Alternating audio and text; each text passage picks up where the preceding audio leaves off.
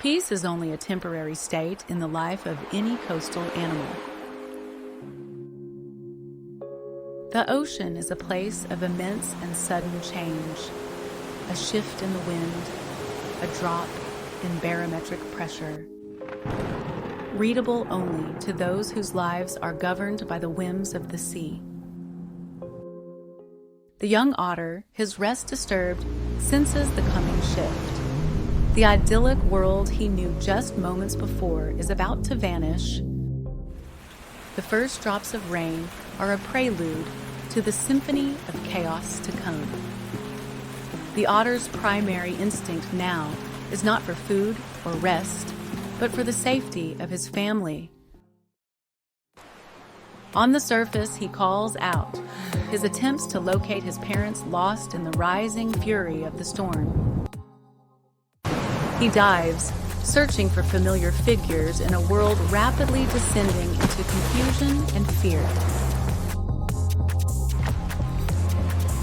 The full force of the storm is now unleashed.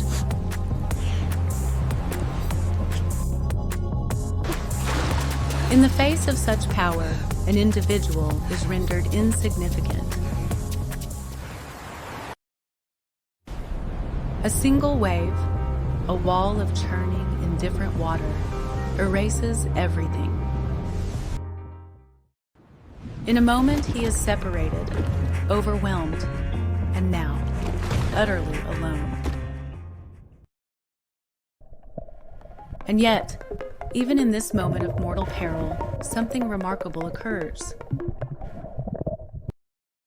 An instinct that seems to defy the logic of survival. His attention is captured by the plight of another, even more vulnerable creature. He sees the tiny seahorse, helpless against the current, and in a display of what can only be described as empathy, he makes a choice. He expends precious energy, not for his own immediate safety, but to shield this newfound friend from the storm. It becomes a protective escort through the maelstrom, a slow, deliberate journey to a nearby reef,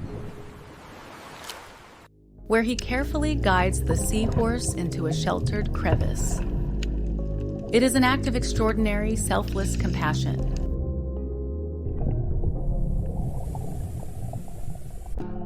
A final glance confirms the rescue was a success.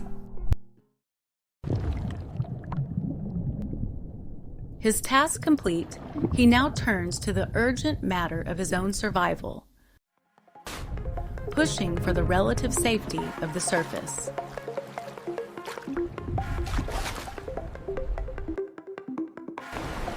But such a kind act in a violent world is not without consequence.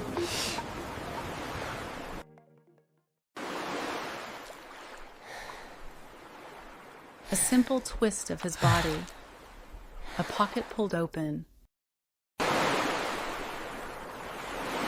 the object that had become so central to his young life is gone. Lost to the currents, swallowed by the abyss, a tool, a treasure, a comfort, now just a memory. Leaving only the frantic, empty reach for what is no longer there.